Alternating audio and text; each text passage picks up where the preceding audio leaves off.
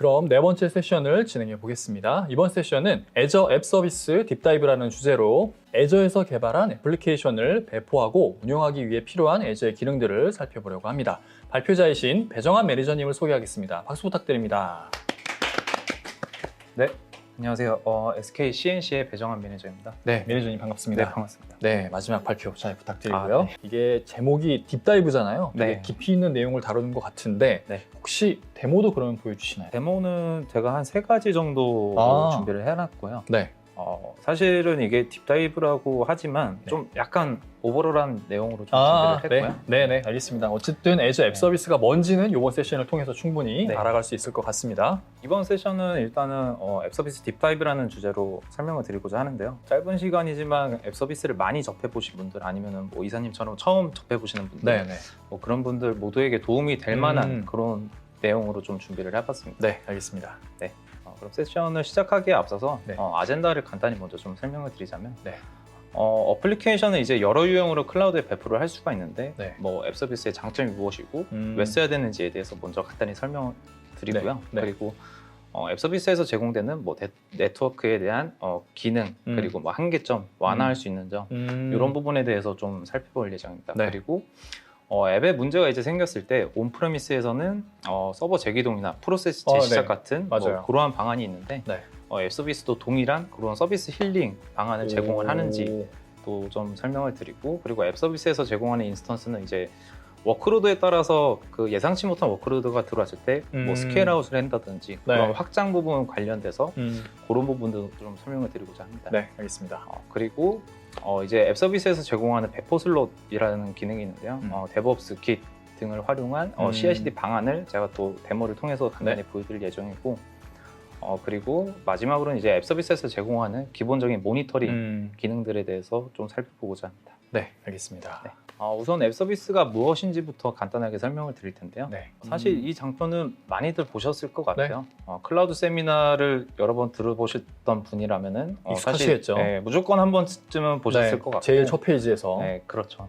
클라우드 서비스 모델에 따라서 벤더사와 사용자가 관리되어야 되는 범위로 초록색 같은 경우에는 이제 사용자가 관리하는 부분이고, 이 파란색은 이 클라우드 벤더사에서 관리하는 부분이라고 볼 수가 있고요. 이미 사실 이 부분은 첫 번째 세션인 애저 101 세션에서 좀 자세하게 설명을 해드렸기 때문에 제가 오늘 설명드릴 앱 서비스에 대해서만 간단히 설명을 드리자면 앱 서비스의 경우에는 이제 파스 서비스에 해당이 되고요. 네. 그리고 이하사 사스의 중간으로 보시면 됩니다. 그러면 애저 클라우드 쪽에서 알아서 해주는 게 좀 더 많은 경우인 거네요. 네. 그래서 사용자 입장에서는 이제 OS 업데이트나 아니면 런타임 업데이트 등 온프레미스에서 이전 관리하던 그런 부분들을 좀 덜어주는 인프라 형태라고 보실 수가 있고요. 모든 HTTP 또는 HTTPS 기반의 서비스가 대상이 될 수 있다고 볼 수 있습니다. 네.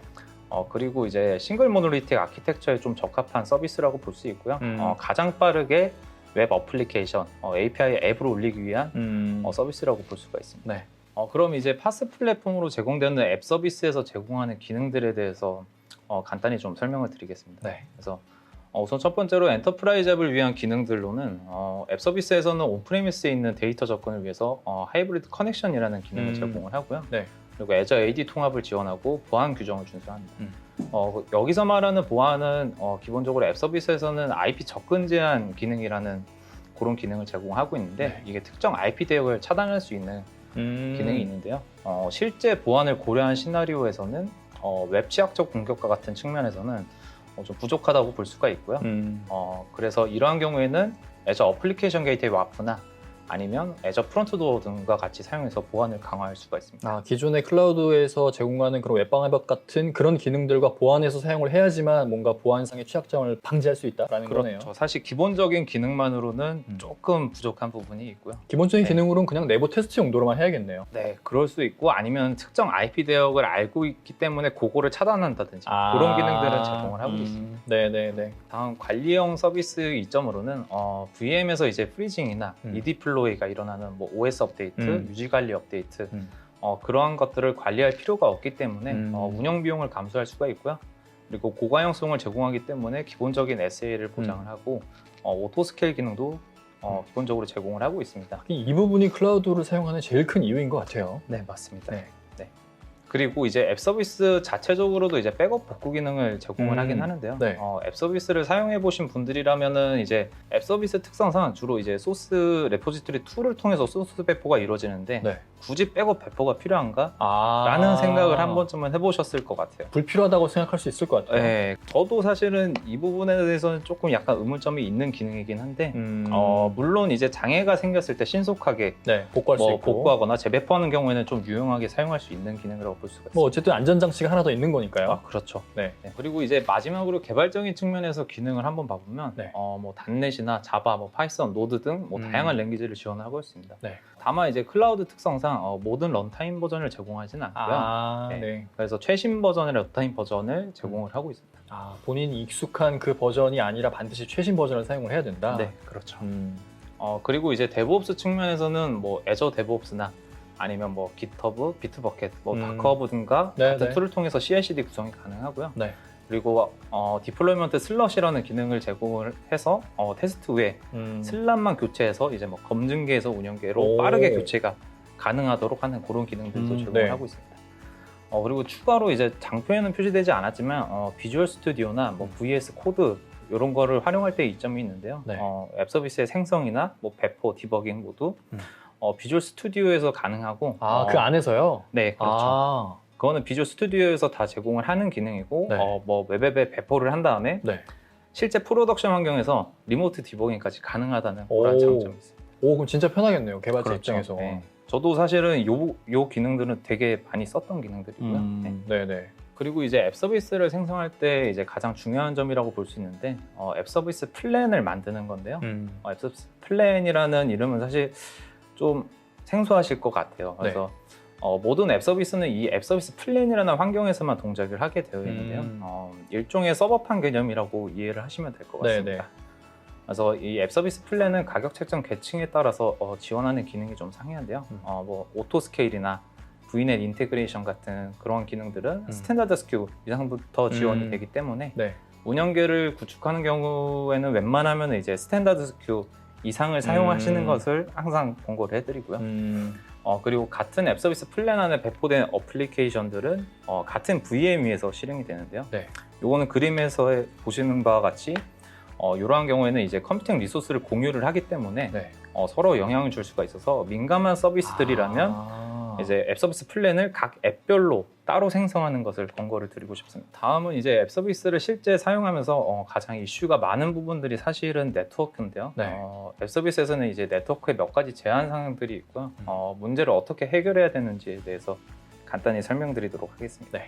앱 서비스의 제한 사항 중에 하나는 인바운드 IP랑 아웃바운드 IP의 변동이 있을 수 있다는 점인데요. 앱 서비스는 기본적으로 멀티 테넌트, 아까 말씀드렸던 네네네. 즉 VM처럼 한 고객이 점유해서 쓰는 게 아니라 여러 고객이 공유해서 사용하는 개념입니다. 그래서 이러한 특성들로 인해서 인바운드, 아웃바운드 IP가 변경이 되는 네, 이슈가 그럴 수밖에 없겠네요. 발생을 할 수가 네. 있고요. 그리고 인바운드 IP의 경우에는 이제 SSL 바인딩을 적용한다거나 아니면 어플리케이션 게이트웨이를 같이 사용을 해서 사실은 문제가 발생하는 경우는 많지는 않은데요. 실제 문제가 발생하는 부분들은 주로 이제 아웃바운드 IP에서 발생을 하게 됩니다. DB나 스토리지 아니면은 뭐 서드 파티 같은 솔루션을 연동을 해야 되는 경우에는 네.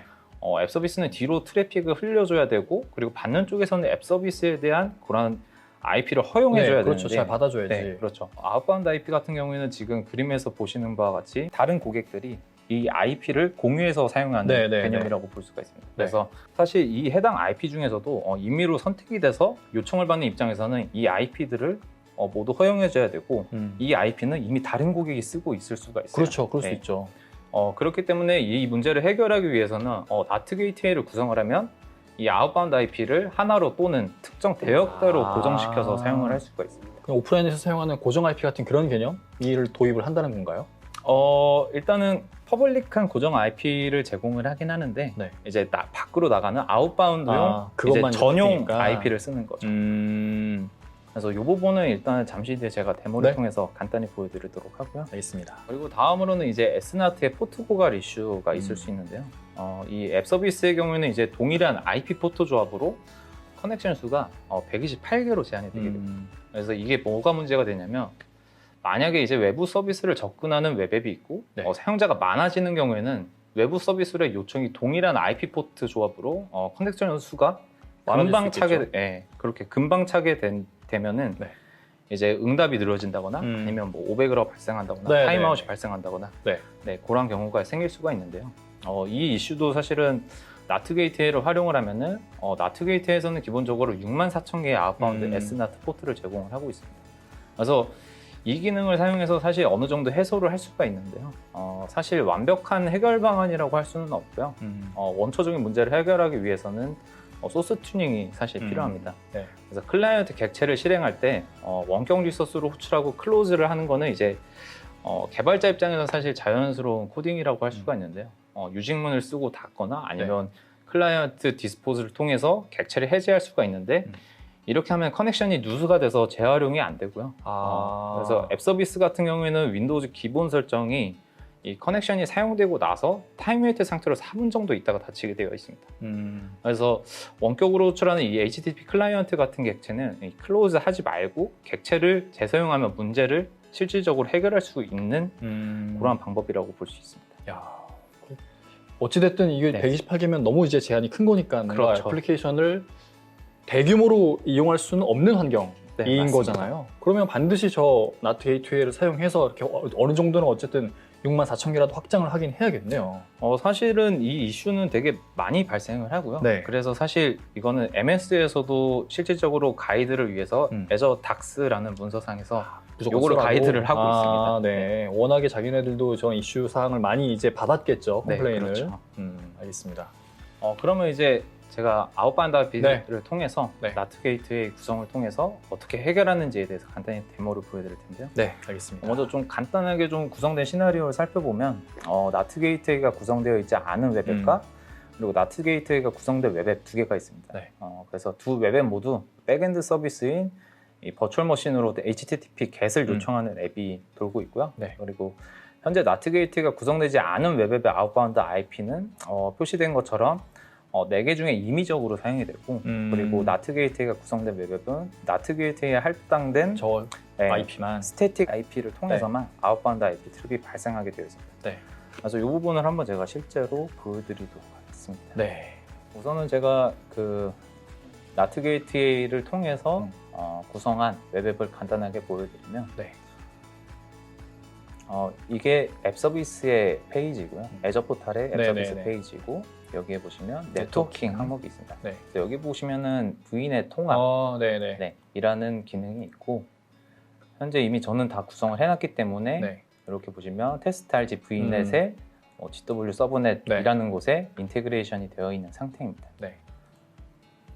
그리고 일단은 제가 구성된 웹앱은 이렇게 두 가지로 보실 수가 있는데 그래서 이 웹 같은 경우에는 나트 게이트웨이가 구성되지 않은 웹앱이고요. 네. 그래서 X 나트 웹앱이라고 이름을 지어놨고 네네네. 그래서 여기서 일단 제가 히팅을 한번 여러 번 해보겠습니다. 지금 계속 새로 고침을 하고 있고요. 네. 자, 이 정도 됐으면 됐을 것 같고요. 네. 그리고 시간 관계상 미리 한번 나트 게이트가 구성된 네네. 웹앱에서도 한번 미리 히팅을 좀 해보겠습니다. 네. 네, 이 이 정도면 될 것 같아요. 그래서 그 백엔드에 있는 VM을 한번 살펴보면요. 네. 그래서 이게 백엔드에 있는 IIS 기반의 웹페이지를 간단하게 제가 띄워놨고요. 그리고 실질적으로 IIS의 접근 로그를 확인하기 위해서 이 경로상에서 확인하실 수가 있습니다. 그래서 지금 9월 23일 네. 기준으로 네네. 방금 업데이트가 된 거를 보실 수가 있고요. 네. 그래서 보시면 쭉 내려가서 IP가 바뀌네요. 124, 그렇죠. 123. 네. 네. 이런 식으로 123, 124 이게 네. 나트 게이트가 구성되지 않은 아는 상태. 웹앱에서 네네네. 히팅을 했을 때 이런 식으로 네. 표시가 되고 네. 그래서 이런 IP들을 모두 허용을 해줘야 된다는 불편함이 있는 겁니다. 그리고 아직은 이게 기록이 되지 않은 것 같은데 다시 한번 켜보면 네 이런 식으로 제가 구성한 나트 게이트의 스태틱 네. IP로만 네. 접속이 되신 것을 보실 수가 있어요. 네. 그래서 이 부분도 제가 포탈에서 잠깐 보여드리면 여기서 나트 게이트웨이로 들어가고 네. 아웃바운드 IP라는 항목에 보시면 방금 보셨던 네네네, 그 IP를 IP. 보실 수가 있습니다. 네. 그래서 아웃바운드 IP에 대한 해결 방안으로 이제 나트 게이트웨이 구성을 위한 데모는 여기서 네. 마치고요. 있습니다. 네. 다음으로는 서비스를 운영하다 보면 앱에 문제가 발생했을 때 서버 재기동이나 아니면 프로세스 재시작 등을 통해서 네. 서비스 힐링을 하는 경우가 있는데요.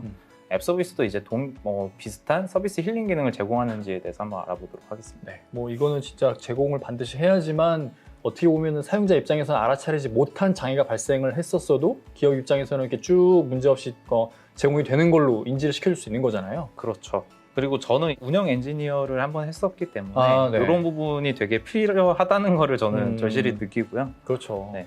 그래서 서비스 힐링 방안은 사실 크게 4가지로 나눠 볼 수가 있고요. 네. 그리고 수동과 자동으로도 나눠 볼 수 있습니다. 네. 그래서 먼저 어드밴스드 어플리케이션 리스타트 같은 경우에는 네. 프로세스를 재시작할 수 있는 기능이고 인스턴스가 여러 개 있는 경우에는 이제 타이머를 설정을 해서 만약에 여러 개의 인스턴스가 백단에 있을 때 네. 서비스에 영향이 없도록 이제 타이머를 두고서 동시에 재시작이 안 되도록 할 수 있는 그러한 기능들을 제공을 하고 있고요. 네. 그리고 리부트 워커 같은 경우는 이제 VM의 리드 플로우와 유사한 동작을 합니다. VM 같은 경우는 이제 리드 플로우를 하면서 만약에 기존의 호스트 머신에 문제가 있었을 때 다른 호스트 머신으로 옮길 수가 있습니다. 네. 그래서 그러한 동작을 하는 비슷한 동작을 하는 서비스가 있고요. 그래서 앱 서비스 백단의 호스트가 문제가 됐을 때 이제 호스트를 변경해 줄 수 있는 기능이고 일반적으로 앱 서비스를 이제 포탈에서 리스타트를 할 수가 있습니다. 근데 이제 그 리스타트 같은 경우에는 호스트는 변경이 되지 않고요. 이 리부트 워커를 통해서 해야지 이 호스트 머신이 변경되는 기능이라고 볼 수가 있습니다. 그리고 다음으로는 이제 헬스 체크는 이제 설정 후에 자동으로 동작하는 기능이라고 볼 수 있는데요. 네. 로드 밸런스에 이제 헬스 프로브와 같은 동작을 한다고 볼 수가 있고요. 인스턴스가 이제 여러 개일 때 서비스에 영향이 없도록 비정상 인스턴스만 제거해서 다시 시작해주는 기능이라고 볼 수가 있습니다. 되게 편하네요, 이거는. 네, 그렇죠. 그래서 마지막으로는 이제 오토 힐링이라는 기능은 사용자가 정의한 조건에 따라서 트리거를 발생을 시켜서 이벤트를 기록을 한다거나 아니면 뭐 프로세스를 재시작하는 등의 워크플로우를 생성할 수 있는 그러한 기능을 제공한다고 볼 수 있습니다. 완전 자동화 프로세스군요, 저게. 그렇죠. 네. 이것도 제가 간단하게 데모를 좀 구성을 해봤는데요. 네. 그럼 간단하게 이제 수동으로 동작하는 어드밴스드 어플리케이션 리스타트 그리고 리부트 워커에 대한 데모를 보여드릴 거고요. 네. 그림에서 보시는 바와 같이 이제 어드밴스드 어플리케이션 리스타트를 통해서 이 프로세스가 재시작돼서 PID가 변경되는 것을 보실 수가 있고 그리고 리부트 워커를 통해서 이 호스트 머신의 이름이 바뀌는 것 그리고 PID까지 같이 바뀌는 것을 보실 수가 있습니다. 그래서 이것도 한번 제가 실제로 보여드리도록 하겠습니다. 네. 어떻게 보면 VM을 아예 그냥 삭제했다가 새로 만드는 그런 효과를 주는 거라고 봐야 되나요? 삭제라기보다는 다른 머신으로 옮겨간다고 보시면 되죠. 네. 그러면 데모를 보도록 할까요? 우선은 제가 보여드릴 웹앱은 아까 사용했던 엑스나트 웹앱이라는 앱이고요. 네. 그래서 포탈에서 앱 서비스 페이지로 이동을 하신 다음에 좌측에 보시면 문제 진단 및 해결이라는 항목이 있습니다. 그래서 이 항목을 클릭을 해주시고요. 그리고 보시면은 디아그노스틱 툴스이라고 해서 진단 도구를 제공을 하고 있고 이 진단 도구에서 맨 하단에 보시면 이 어드밴스드 어플리케이션 리스타트라는 기능을 제공하고 있습니다. 그냥 리스타트면 리스타트지 왜 어드밴스드가 붙었을까요? 그냥 수동으로 하는 건데. 사실은 이게 인스턴스가 여러 개일 때 이 프로세스만을 재시작하고 이 인스턴스를 순서대로 타이머를 주고 재시작할 수 있는 기능이라고 보시면 되세요. 완전 수동은 아니네요. 그렇죠. 이게 사실은 어떻게 보면은 일반적인 뭐 리스타트 보다는 조금 더 진화된 기능이라고 볼 수가 네네 있고요. 알겠습니다. 그래서 보시면은 지금 현재 인스턴스는 하나가 돌고 있고요. 그래서 이 인스턴스를 체크를 해주고 우선은 제가 다시 시작하기 전에 저 PID랑 기존의 PID를 봐야죠. 한번 확인을 해야 되는데 네네. 우선 현재 1680. 1680이라는 PID로 돌고 있고요. 그래서 다시 시작 버튼을 제가 누르도록 하겠습니다. 다시 시작을 했고 리로드를 하면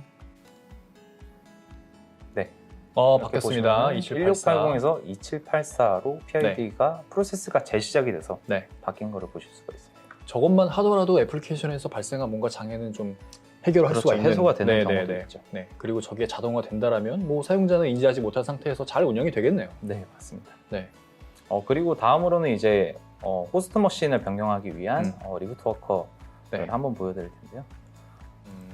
이 리부트 워커 같은 경우에는 REST API로 제공을 하기 때문에 REST API를 통해서 네.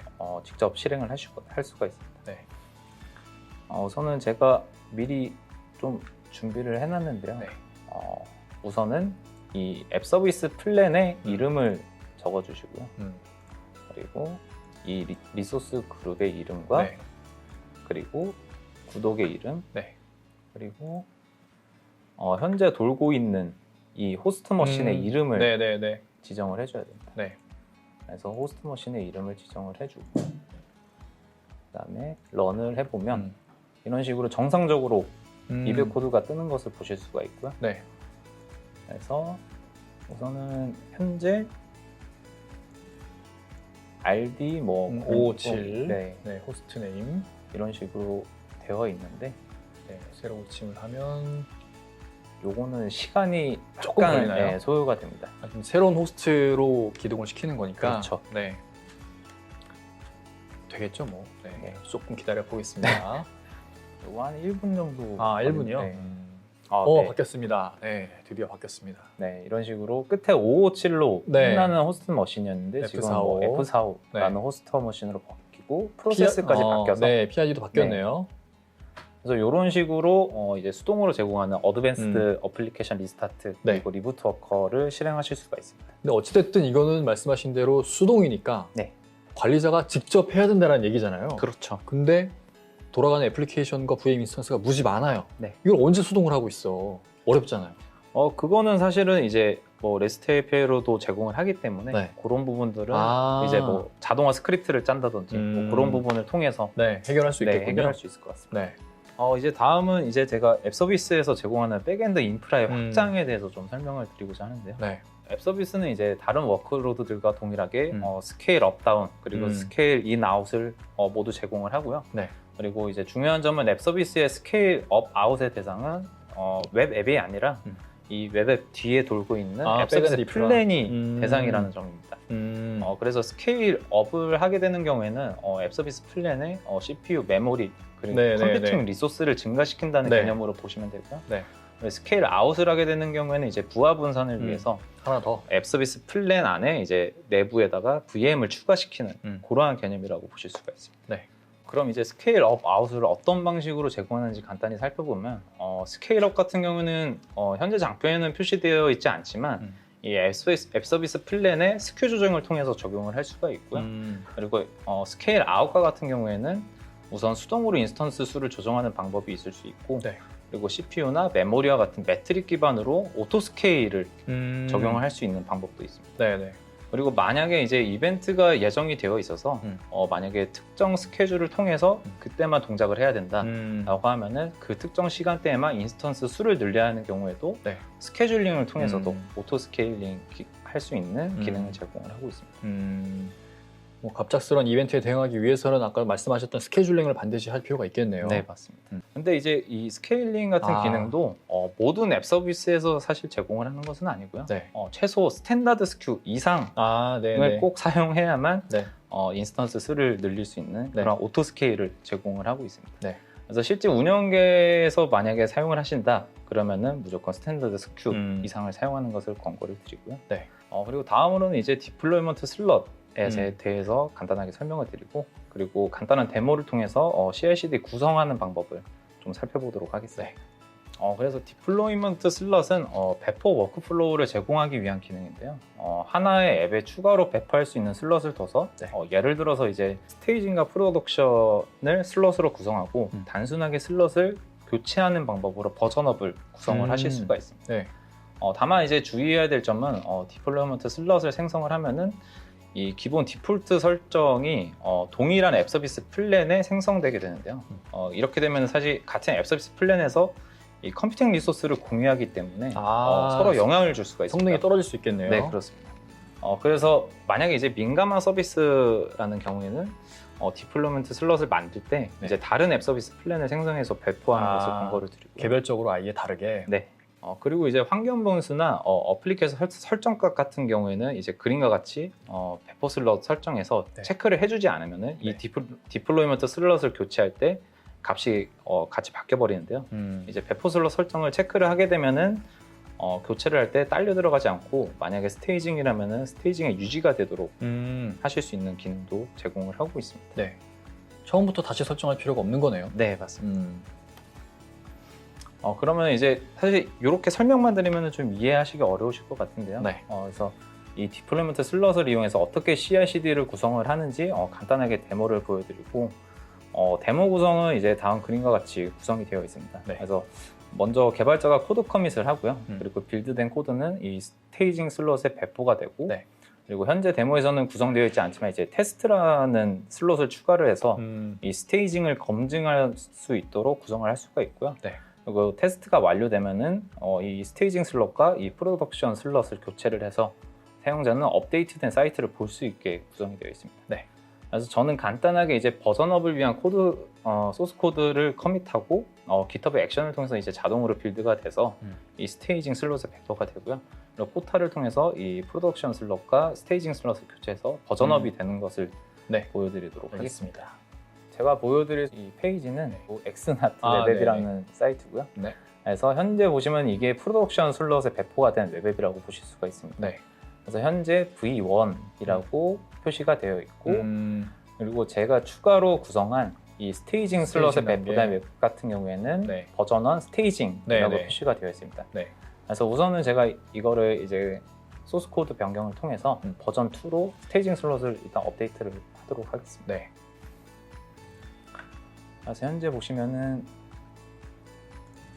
이렇게 버전 1 스테이징이라고 되어 있고요. 네. 그래서 제가 이 부분을 버전 2로 해서 네.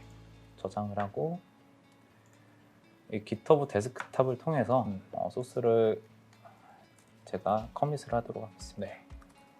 업데이트하고 커밋하고 네, 푸시를 하고요. 이렇게 푸시를 하게 되면 이 GitHub 액션에 보시면은 자동으로 네, 빌드와 배포가 일어나게 되고 네. 네. 이 부분은 실시간으로도 확인을 하실 수가 있습니다. 이런 음. 식으로 이런 식으로 구성이 되고요. 네. 그래서 이것도 시간이 한 1분 정도 소요된다고 보실 수가 있습니다. 뭐 아무래도 다시 이제 배포하고 하는 과정이니까. 네, 그렇죠. 네. 사실은 뭐 이 소스 코드에 별 내용이 없기 때문에 좀 빠르긴 한데 그렇죠. 네. 하긴 많이 바뀌고 이러면은 이것도 뭐 많이 걸릴 거잖아요. 그리고 일단은 제가 좀 추가로 설명을 드리자면은 네. 지금 같은 경우는 이제 제가 GitHub와 연동을 시켰는데 네. 아까 전 세션에서 설명했던 Azure DevOps의 네네네. 그 Azure 레포지토리와 연동을 통해서도 CI/CD 구성이 가능하고요. 그리고 뭐 요즘에 컨테이너를 많이 사용하시니까 다크하브를 통해서도 이제 컨테이너를 자동으로 배포할 수 있는 네. 그런 기능도 제공을 하고 있습니다. 네네. 우선은 이제 빌드가 완료가 됐고요. 그리고 이제 배포가 진행되는 것을 보실 네. 수가 있습니다. 진짜 예전에 비해서 개발 환경이 정말 많이 편해진 것 같아요. 네, 진짜. 맞습니다. 옛날에는 이런 것도 그냥 콘솔에서 다 했잖아요. 그렇긴 하죠. 근데 사실 지금도 일반적인 그냥 집배포 형식도 다 제공을 하고 있고요. 네. 그럼 과거부터 오랫동안 그 개발하셨던 분들에게도 익숙한 환경도 여전히 네, 제공을 맞습니다. 하기는 하는 거군요. 그래서 비주얼 스튜디오를 통해서도 그냥 다이렉트로 그냥 음. 배포를 하실 수 있는 기능을 제공을 하고요. 네. 네, 배포가 완료가 됐고요. 네. 그래서 그러면 스테이징 슬롯을 새로 고침해보면 버전 2로 바뀌어져 있겠죠. 네, 네, 이런 바뀌었습니다. 식으로 버전 2로 바뀐 거를 보실 수가 있고요. 네. 뭐 한번 지금은 제가- 그냥 네. 코드에서는 저 명칭만 바꾼 거긴 하지만 네, 원래대로라면 실제 코드 내용도 이제 많이 바뀌어서 저렇게 뭔가 반영이 되는 결과물을 보실 수 있는 거겠죠. 네, 맞습니다. 그리고 이제 배포 슬롯 네. 교체를 통해서 네. 이제 스테이징과 프로덕션이 음. 바뀌는 것을 한번 보여드리도록 하겠습니다. 네. 그래서 웹페이지 좌측에 배포 슬롯이라는 항목이 있고요. 네. 여기에 보시면 이렇게 현재 구성해 놓은 프로덕션 슬롯과 스테이징. 스테이징 슬롯 두 개가 있는 것을 보실 네. 수가 있습니다. 그래서 상단에 교환. 교환이라는 이 버튼이 있고 그래서 소스와 타겟을 지정을 하고 네. 단순하게 이 교환 버튼만 누르게 되면 이제 운영계에 있는 웹앱이 네. 버전 2로 바뀌는 것을 보실 수가 있습니다. 그래서 이것도 살짝 좀 아까와 같은 그런 네. 과정이 백그라운드에서 돌아가고 있겠죠? 네, 맞습니다. 네, 그게 다 돌아갈 때까지 또 기다려야겠네요. 네. 그러면 반영이 되면은 저 엑스나트 웹의 V1이 V2로 네. 아까 그렇죠. 소스 코드에서 수정했던 그 코드가 지금 반영이 된다라는 말씀이신 네, 거잖아요. 맞습니다. 그래서 네. 스테이징 슬롯은 이제 V2에서 V1으로 원으로 바뀌겠죠. 네. 그렇게 교체를 하는 거니까. 네, V2로 바뀌었네요.